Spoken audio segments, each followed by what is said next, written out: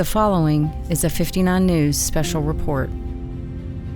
While all of these stories are true, some viewers may find the content disturbing. Viewer discretion is advised.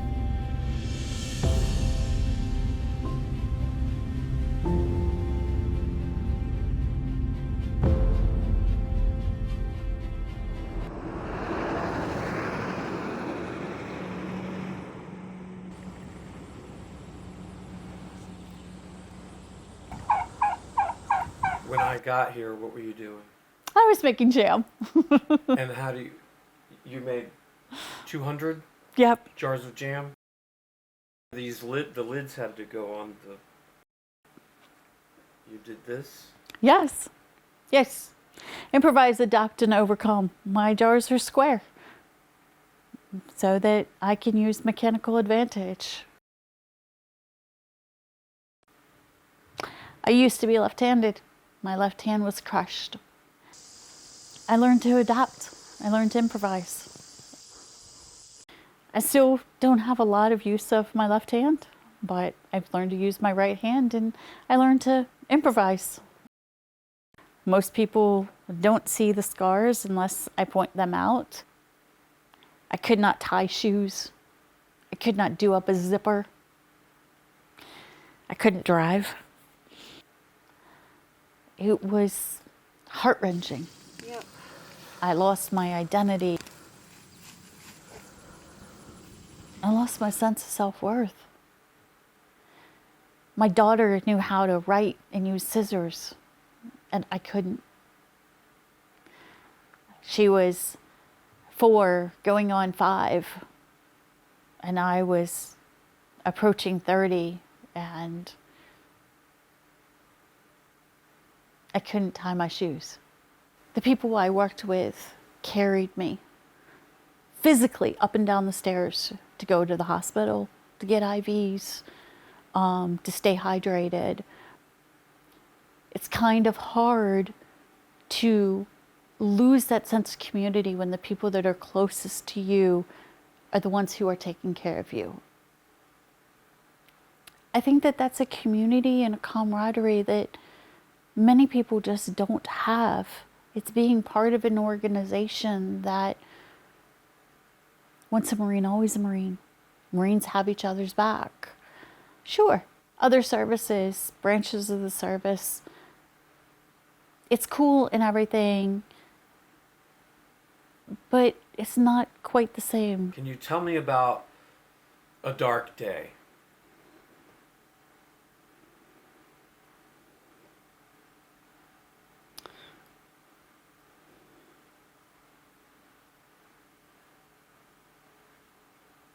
My daughter, she wasn't born from a consensual.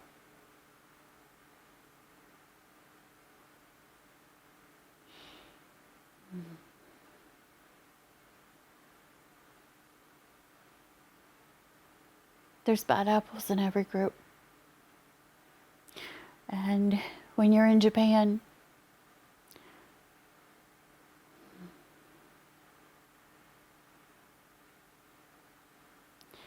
you go to a Japanese hospital and they have extreme outrage to rape. And I felt like I was a pawn between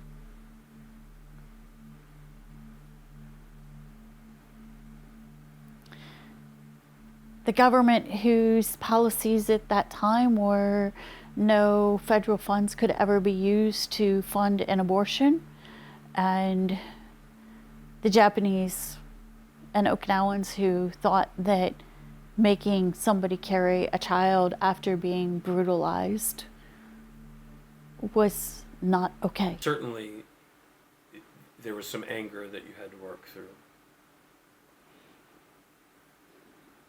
Anger, helplessness, frustration.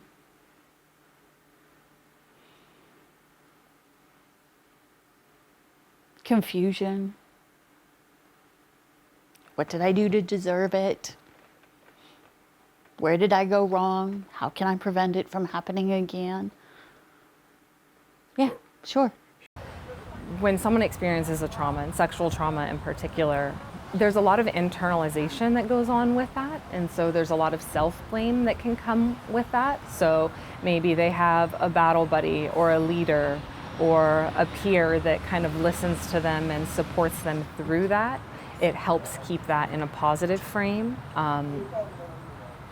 apart from going through the traumatic experience. Natasha's here having a bad day. Yes. What do you say to Natasha? Girlfriend, let's go out in that field. Let's go check out your plants. Let's go dig in the garden for a little bit. It's amazing what doing something like that, it's therapy without being therapy. I lost my mind for a little while. I was very, very angry for a very long time, years. And when I came back from deployment, my husband at the time, it was very questionable whether we would survive our marriage just because of the anger that was just radiating to everybody. It was always, I had to be twice as good. I had to be twice as tough. When I was with the Marine Corps, I had to be able to keep up with those infantry guys, or else they were going to leave. They were going to kick me to the curb, and they were going to make my life miserable. And I knew it, and that's okay. Again, that's what made me fight harder to get where I wanted to be. What I did in turn when I became a commander is I made sure that my female soldiers and my female medics knew that this was the expectation, that you had to be just as good or better. It's not going to be, oh, I can't carry this heavy pack because, I'm a girl. That's not going to happen. I have to be just as good as the guy beside me, being a male or a female. I have to be able to carry that pack. I have to be able to run that 10 miles. I have to be able to hump 20 miles in the heat and carry all my gear. I have to be able to do that, or somebody's going to die. When you're a caregiver, nurses especially, medics especially, there's something hardwired into our brains. We are fixers. So we want to fix those problems. So when being deployed in certain spaces of the universe that we've been in, seeing those children who don't have a chance. You have to be able to put those barriers up, because one of the first things I learned was you can't save them all. So those barriers have to stay in place, and those guidelines have to stay in place for you to be able to save as many as you can. You may have to let that one go, or you may have to let that whole group go to save the bigger picture. One of the things that happened when I did come home was I became pregnant with my daughter. And I 100% correlate her birth with that anger leaving. That's why her middle name is Faith. I lost my faith in humanity for a bit of time, and she brought it back to me, just with seeing that little face. She's a beautiful woman. I appreciate the willingness to kind of scope lock on female veterans, because it's a story that's untold. You don't realize how good women are at hiding things. We wear makeup, we know we don't look like this. But as far as being a female veteran, there's usually a hidden story. It takes a long time to grow that strength, independence, and the mindset to tell your story and to be heard. It's sometimes like you go into somebody's house and you see that their house is all neat, but you don't always realize what the hot mess is behind the scenes.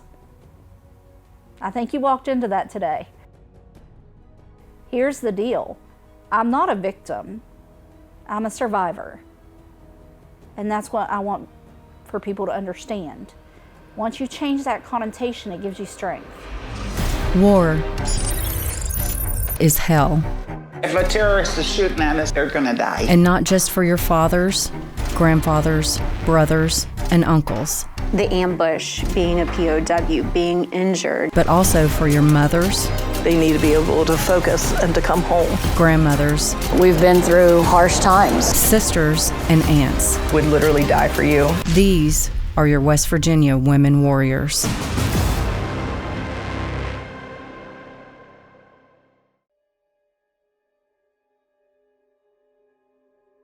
The following is a 59 News special report. When I came back, I went to Operation Rita Katrina, working in New Orleans starting after the hurricanes.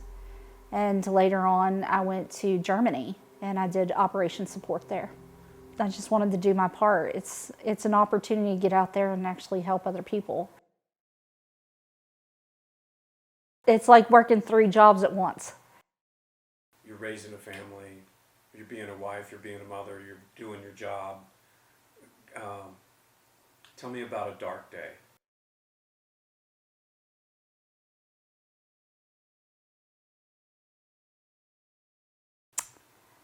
Well, I was deployed to Germany. There was an incident there that I was sexually assaulted.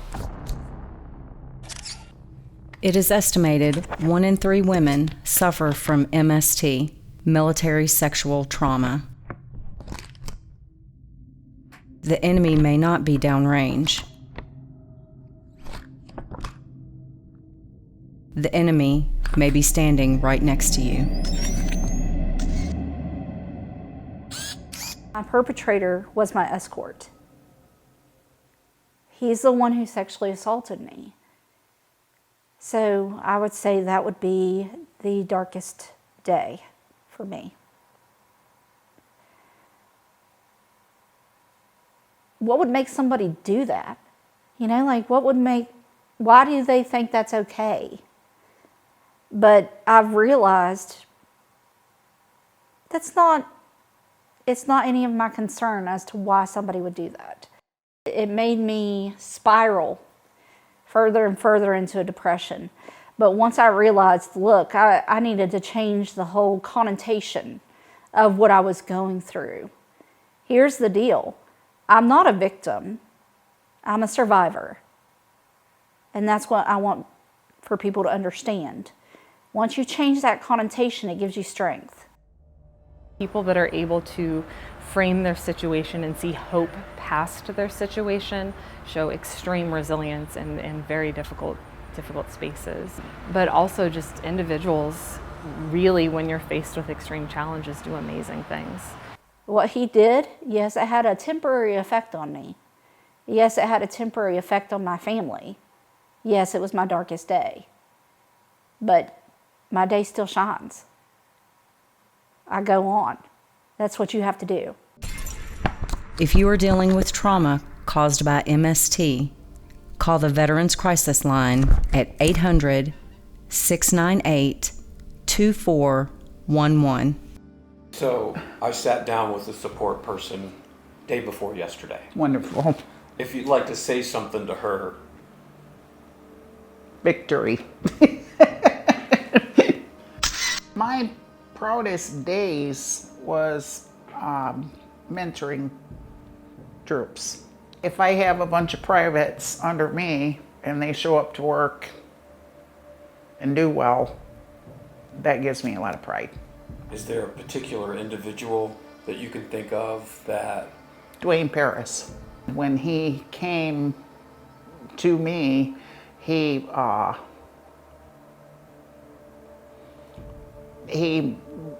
you could just tell.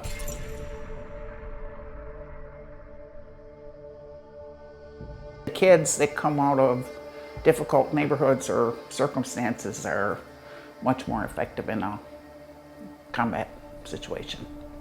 Why do you think that is? Because they've already seen a lot. He called me one day, it was a few years after he got home, and he got called to a homicide, and the individual that was in the bushes was his best friend that had been murdered. But I felt really good that he called me. Obviously he called you because he was looking for strength or how to deal with. He respects me as a role model and as a Mama G. And how does that make you feel? Proud.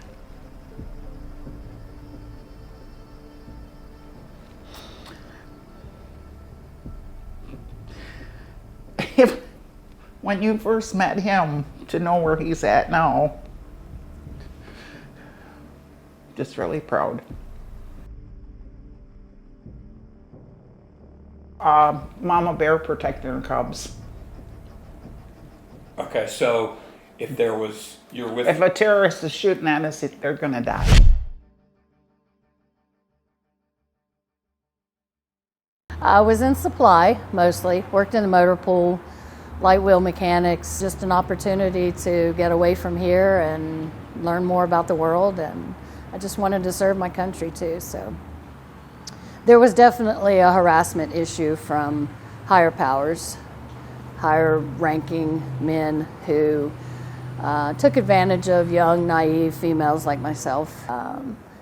There was an individual at one duty station that really took advantage of me and assaulted me, and not only with assault, but continued persecution if I didn't do what he wanted me to do.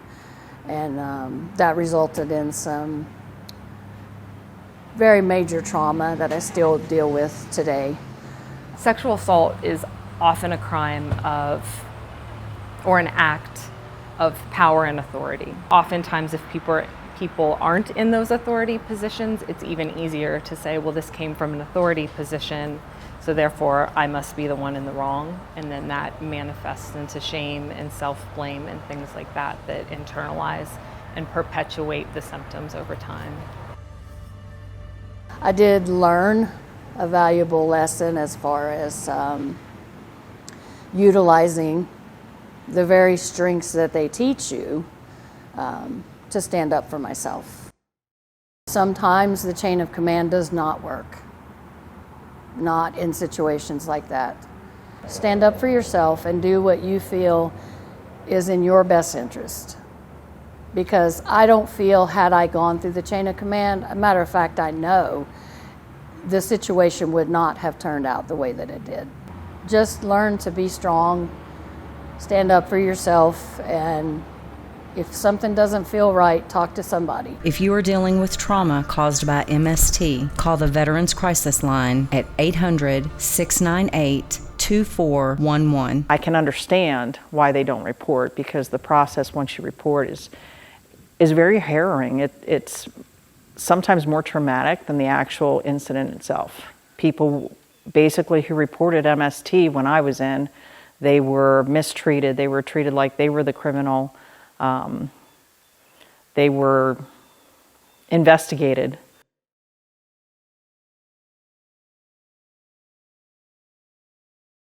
If somebody is thinking about reporting a sexual trauma, one of the things that I have to tell you is it's a two-folded situation. One is that don't ever wait. Do it right away. The earlier you report, the less likely you are to have some sort of guilt that it happened to somebody else because you took too long to report. The other thing, though, is to be prepared, because you're going to relive that situation, and you're going to relive it over and over again. And it's going to be minimized. It's going to be blamed on you. You're going to be looked at as, why did you cause this? Questions like that will come out. It's that kind of questioning that just you have to be prepared to answer and be prepared to be treated like the suspect. I think one of the main things that we are having issues with of getting, women to come forward. They want to keep, that persona that they are strong. They don't want to seem weak. So when they come forward, it's, asking for help. And unfortunately, a lot of people, especially in the military, do not like to do that. Making sure that we have good representation among our veteran service officers who are, service officers who are female veterans themselves. And then that's where Jessica Lynch comes in.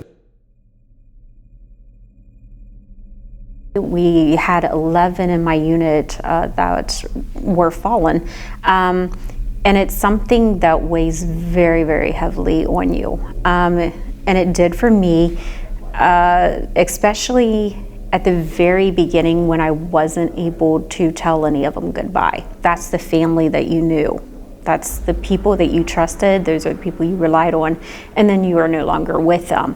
But even taken again back to the ambush, being a POW, being injured, I had my back broke, both of my legs, my arm, I had a head injury. There were days when I did not think that I was going to make it out of there. When I was rescued, I weighed about 76 pounds. I wasn't fed, I didn't have water. There was just so many things that was going on that you become almost to the point where you're like, I have nothing else left in me. But you find that strength and you keep persevering, and every single day that you wake up, you just know that today is going to be the day. The people that survived had that mindset, like, I might not have everything I need, but there's something that I can reach for. I just have to get to that next patch of grass, or I just have to get 5 more minutes down the road, or I just have to get 3 minutes past this because there's something else coming. Coming up next. That year, we were told to expect 35 casualties, and I believe it was 35, if not a little more, because most of them were multiple deaths. My job's not done. There's more to do.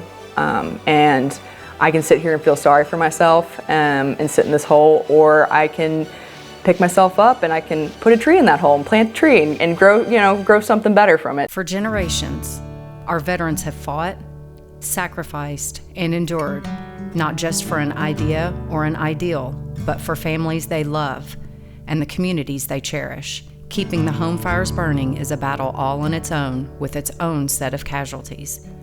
Women warriors supporting their men at war, no matter what, until the end. Freedoms are secured because of their devotion and the support of the loved ones who stand beside them. Oh, you need back in here too? He went into the Air Force, but he spent about 9 years with the Army. You got along to help each other through the difficult times, wonderful memories, a lot of hard memories, but definitely worth doing.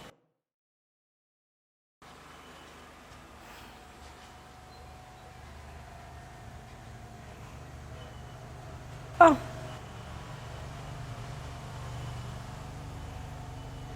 There's a few.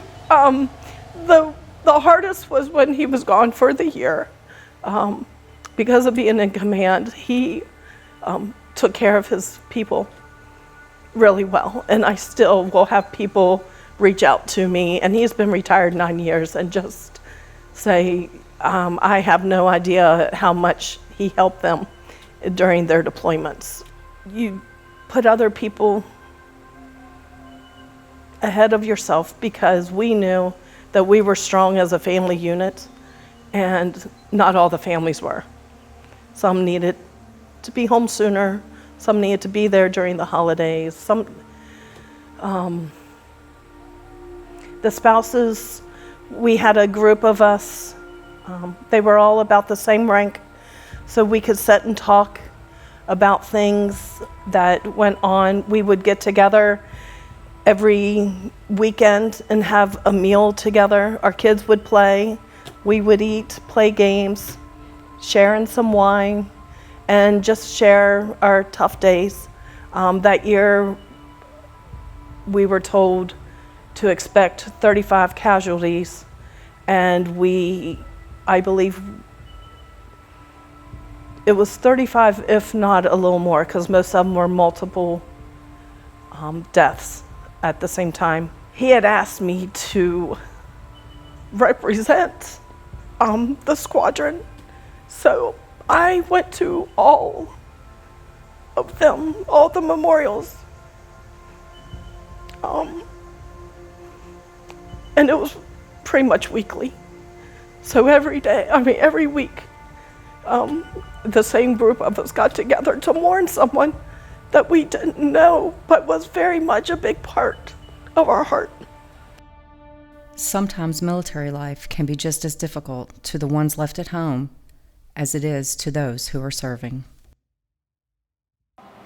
Uncle Jim was the youngest of my dad's siblings. He joined the Army, went to Vietnam. He wrote me letters.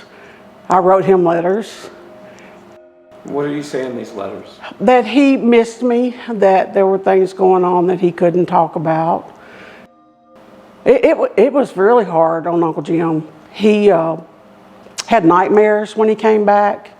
I can remember him sleeping out in the trees.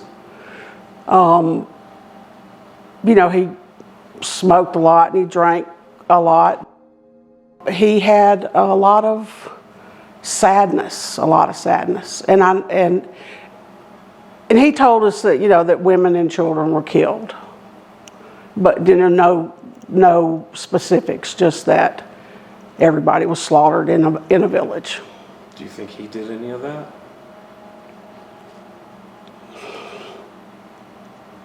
I would love to think he didn't. But if it was you, your life, or theirs, it would be theirs.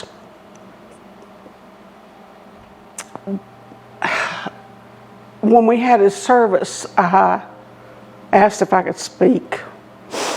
And I started out by I read his social security number and I read his dog tags. And said that that's who he is to everybody but us.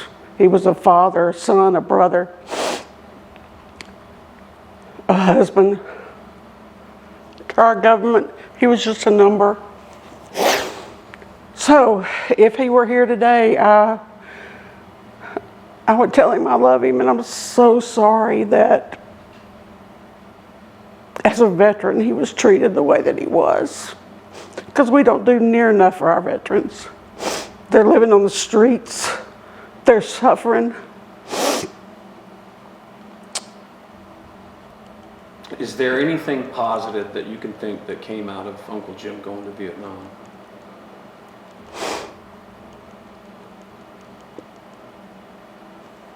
There's nothing positive for me because he's gone. My grandparents served. West Virginia is just a very patriotic state. I've always felt kind of a desire to serve and help others. I remember sitting in French class when 9/11 happened and watching at the time, being young and not really realizing the ramifications, but seeing the looks on my teachers' faces and knowing that something big had happened, and wanting to be a part of protecting that and protecting our freedoms. I think you sit in a dark place for so long. You realize there's only two ways. There's only two ways out, and that's you kind of sit at that crossroads. And for me, I just knew there was something more, and I knew that I had to get myself out of this hole. When I finally found that for myself post-military, that's what lit the fire, so to speak. And I think that's probably what lights the fire for most people, is they see that my job's not done, that there's more to do, and I can sit here and feel sorry for myself and sit in this hole, or I can pick myself up and I can put a tree in that hole and plant a tree and grow something better from it. Let's grow something beautiful out of something that could have left us in that hole. She's gonna be fine, Dad. Don't worry. I'm telling you, the best friends in the universe that would do anything for you. I mean, would literally die for you, and that's who she's going to be around, and that's who are going to have her back. My brother and I went into the military at the same time. So he left August of 2001 for basic training, and I left the week after 9/11. So my parents were absolutely scared. All around in every aspect, and then of course I was the first to deploy, and then my brother got deployed multiple times after I got to come home. So every time that we knew that he was going over, my parents went through every thought emotion that you could possibly go through. And even at 19, 20 years old, when I was sitting there, I kept telling my mom, you know what, it's going to be okay. Like, he knows what he's doing. You got to have faith that his battle buddies have him, that his comrades are there for him, because that's what we are trained to do, have each other's back. And if something does happen, then we're going to deal with it. But you got to kind of have faith and believe that he's going to be okay.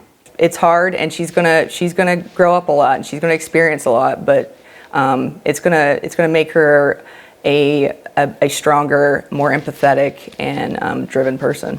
Everybody always asks, what would you say if she decided she wanted to join? And from the time that she was born to the time now, so 18-year span there, I have always said that if she wanted to join, I fully support her. And I do. Like, I don't want her to think that if she went into the military, that what happened to me would happen to her.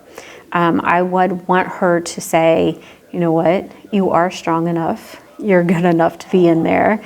And if that's something that mentally that she wants to do, then I fully support it. Coming up next. So were you a spy? I can't answer that question. We got this. Come on, we got this. Let's go, and we'll finish together. While 1 in 3 women in the military experiences military sexual trauma, this is not everyone's story. For many women, their service is not shadowed by dark days. Although some may face profound betrayal, the resilient warrior spirit within them remains unbreakable, driving them to go above and beyond to protect their friends, families, and even those who have hurt them.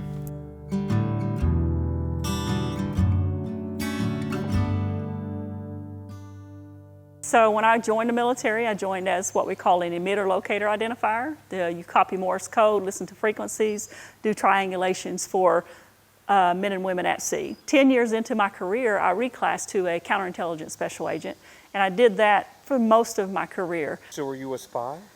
I can't answer that question. I was raised in the military in an environment where I had some really wonderful leaders. But I would say, as a young troop, sometimes senior leaders may not respect your opinion. So, if I would describe a dark day, it would be just somebody not respecting a good opinion or a feedback to a problem to get to a solution just because of an age or a rank difference.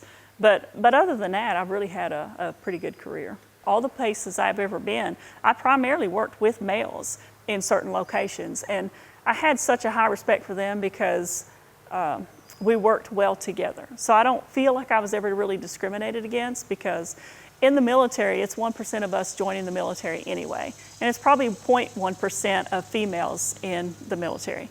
And to reach the position of command sergeant major, that's even less of a percentage. But for me, it's because, and I'll say this humbly, the initiatives that you take and the dedication that you have towards your jobs and just your ability to work with others, anybody can be successful. I would think really the challenges is just the unknown. A lot of women or men would like to join the military, but there's barriers because they think it's military. If they can get past that word, there's a lot of opportunity. We have military intelligence, we have nurses, we have truck drivers. You can have anybody can do anything they want to. I think just getting over those barriers of thinking that a woman cannot succeed, because they can. If anybody comes into the military and they show the initiative and drive, you start on an equal playing field. It's your ability to do. I would encourage young women, and I do often when I see them trying to make decisions in life, to join the military. A young person coming in at 17 can truly retire at the age of 37. And then they continue to get all the benefits, the medical, the dental, and all those things. And I think now, from my professional experience, just seeing what I've gained from the military and how I see my civilian counterparts struggle and have to work to the age of 62, 74. I was 24 years in the military, and I got to retire and really didn't have to go back to work, but I chose to. And but that's because you miss people. So I always say it's like graduating from high school. Once you graduate, you lose all your friends. Once you graduate, or retire from the military, it's kind of the same. Everybody goes back to their hometowns, back to their counties, their states, and the frequency that you'd seen them before is not the same frequency you have. Now you're back into the civilian community, and you have to figure out, how is this going to work for me? And I would take that back to your question earlier, what was your struggle? That probably was my struggle and still is. I chose the officer pathway. That's the only pathway in the Marine Corps that I've taken personally.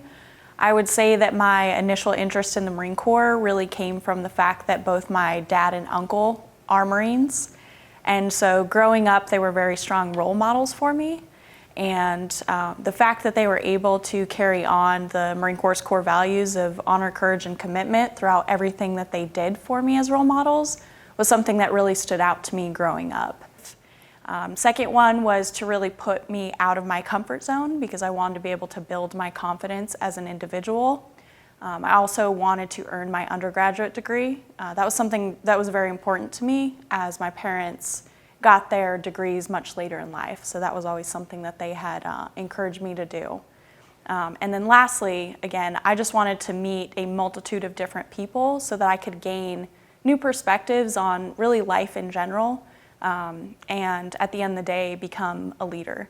So when I sat down with my Marine Corps recruiter, having those goals in mind and knowing that I wanted those opportunities, that was something that the Marine Corps was going to be able to provide me with. The biggest thing that drew me to the Marine Corps in the end was the fact that it was adaptable to me being able to meet all the opportunities I was looking for. Part of it was I was running away. I think a lot of people do that. I had a degree in criminology and had always wanted to work in law enforcement. I applied to quite a few police departments and could not get a job. I was in Pennsylvania at the time, and back then it was always somebody's cousin or somebody's friend or relative that got the job. Women weren't really accepted back then in law enforcement, so I did some work as a private investigator for a couple of years. Then I started selling real estate and just wasn't happy, and up and joined the military, joined the Coast Guard. Went to Florida, was really excited to get there, and the first thing that I get as I arrive at my station, I meet the XO of our station, who promptly looks at me and he said, "Just so you know, I don't believe women belong in the military." So that was my greeting. But I pushed through, and at the end, when I was fighting to stay in and they were trying to medically discharge me, my commanding officer was fighting to keep me, saying he'd rather have me than 4 other men because I worked so hard. So it was always my goal to prove myself no matter what. I was involved in everything from rescues to we recovered large bales of cocaine. We handled everything from firefighting to law enforcement. But I think what I enjoyed the most was I also ran the children's program. And so children would come into the station and I would teach them about how to treat the water and how not to litter. And spending time with children was probably my #1 enjoyment while I was in.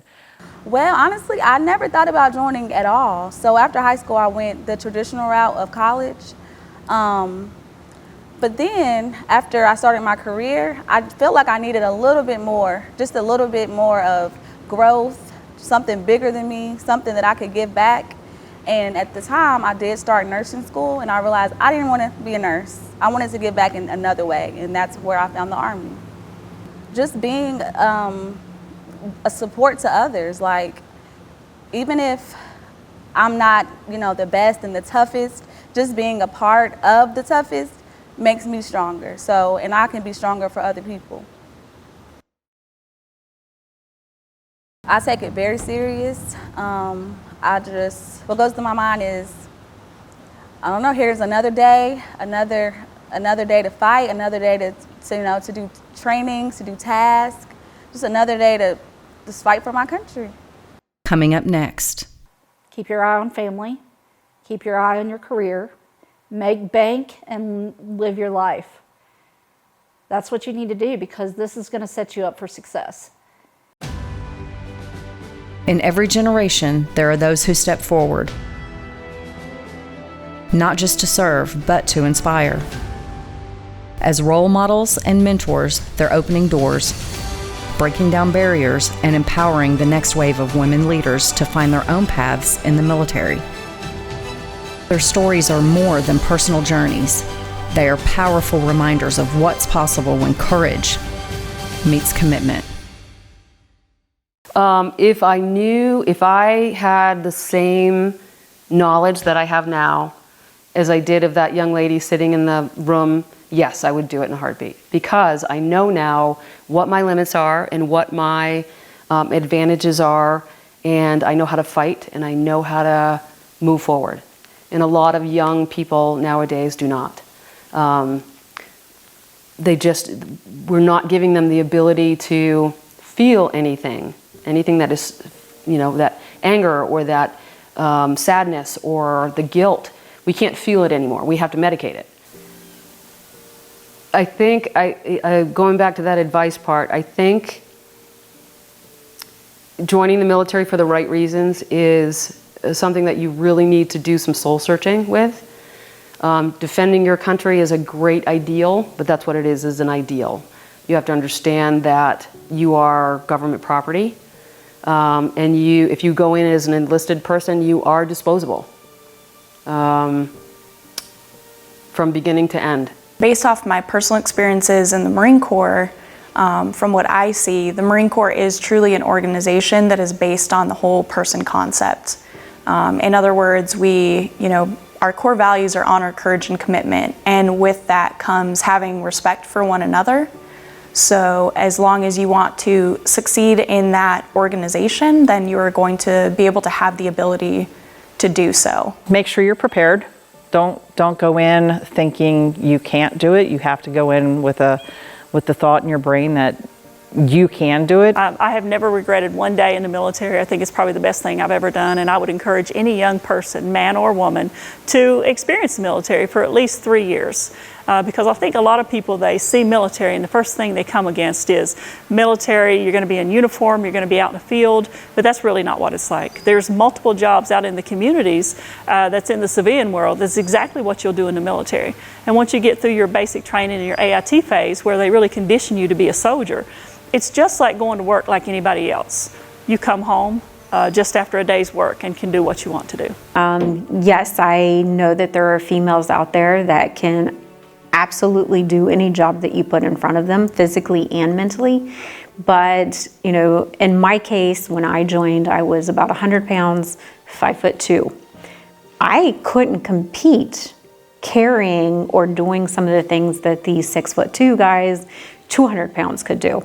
And that's just the reality of it, is that sometimes we are not in a position where we are stronger, where we are mentally, physically, capable of doing that same exact job. But yeah, there's jobs out there for everyone, so it's going to depend on what it is. But I wholeheartedly believe that women do belong there. You'll never have another experience like it. The people that you meet are phenomenal. The places that you live, you don't just visit these places. You move there and you become part of the community.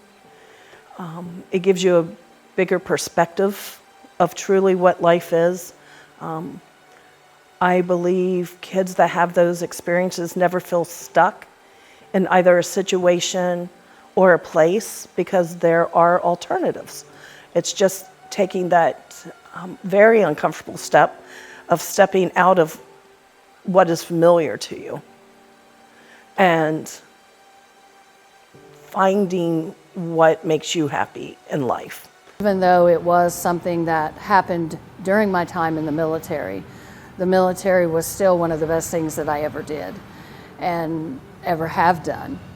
And being part of that raised me up to a much higher level of understanding just how great it is to be an American and to support that and appreciate that in every way I can. It's an honor for me to serve still with my fellow veterans, with the community, with leaders in our community, and stand up for each other, because as veterans we do have a great camaraderie amongst each other, that we can depend on each other, we can talk to each other about anything, because we have a level of respect for each other and identity that we get each other, you know, female or male. We've been through harsh times, many much more harsh than I went through. I think it's really important to recognize the opportunity that comes with this service. The motivation for service is going to differ for every single person, but there's definitely benefits. Like, I'm grateful for my service and the time that I've been able to engage with the military. There's a great community out there. There's a lot of supports. Now we have a more inclusive and safe environment in the military. Speak up now. Speak up before it gets to a point where you're being compromised. And yeah, just give them hell. You need to pick what job you're going to do in the military wisely. I see. And I'm not a mechanic. I'm not an armor. So those guys in the motor pool, or the guys fixing the weapons, or the supply sergeant, they gave us what we needed to go outside the wire. They didn't always go outside the wire. But my vehicles were working correctly. My weapons were working correctly. I mean, we had a 50 cal in the turret. I don't know how to do all that stuff. So everybody has a purpose. Just because I've been in combat doesn't mean I'm a good mechanic. Yes. Yes, if I had it to do over again, oh yes, I would. It was an amazing experience. There are bad things that happen, but bad things happen to everybody. Everybody has bad days. Of course there's bad and there's good, but you can deal with that in your civilian life. But where else can you go, make the money that you can, have the travel experiences that you had, and get that type of work ethic and stamina and professionality in a civilian life? There's very few and far between. So being enlisted and going for what you want to do, go for it. It takes a long time to grow that strength, independence, and the mindset to tell your story and to be heard. And it takes a bit of gratitude and a bit of effort and a bit of humility to listen. So I appreciate you listening. To each woman who has served, thank you. You have sacrificed, you have endured, and you have empowered countless others to dream and achieve beyond limits.